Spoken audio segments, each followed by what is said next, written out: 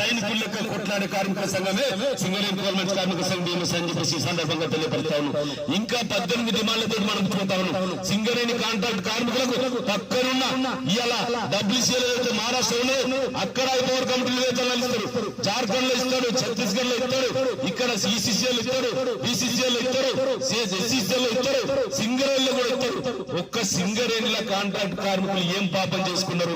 ఈ రాజకీయ పార్టీల జోక్యం చేసుకుని 18 రోజుల సమ్మె జరిగినప్పుడు కాంట్రాక్ట్ కార్మికులందరినీ రోడ్డెక్కించి ఎవరైతే ఎట్లా ఆటాడుకోవాలో అట్లా ఆటాడుకున్నారు.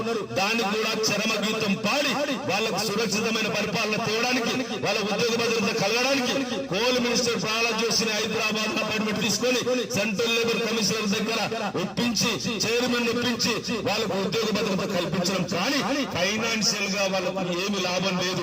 కానీ ఉద్యోగాన్ని కాపాడింది కూడా భారతీయ మజ్దూర్ సంఘం అనేది చరిత్రలో చెప్తా ఉంది, ఇప్పుడు కూడా చెప్తా ఉన్నాం.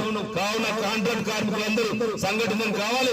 ఆ సంఘటనతోనే మనకు హైపవర్ కమిటీ వేజెస్ వేతనాలు కూడా ఇక్కడ వస్తా ఉన్నాయి. కాబట్టి ఇవన్నీ కూడా సమస్యలు ఉన్నాయి.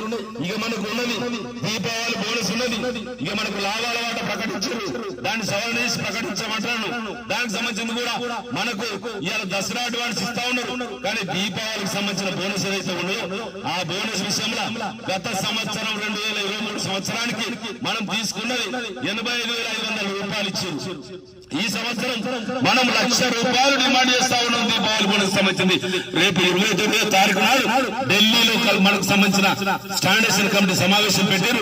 సింగరేణి నుంచి సింగరేణి గవర్నమెంట్ కార్మిక సంఘం BMS అధ్యక్షునిగా స్టాండర్డ్ కమిటీ సభ్యునిగా పోతా ఉన్న 20వ తారీఖు నాడు నైట్ అక్కడ 29వ తారీఖు నాడు మన సింగరేణి కార్మికుల తరఫున, బొగ్గుగని కార్మికుల తరఫున 85,000 నుంచి 85,500 నుంచి 1,00,000 రూపాయలు అయ్యే విధంగా భారతీయ మజ్దూర్ సంఘం కృషి చేస్తుందని చెప్పేసి ఈ సందర్భంగా తెలియపరుస్తూ ఈ అవకాశం కల్పించిన మీ అందరూ కూడా పేరు పేరున ధన్యవాదాలు ముగిస్తాం.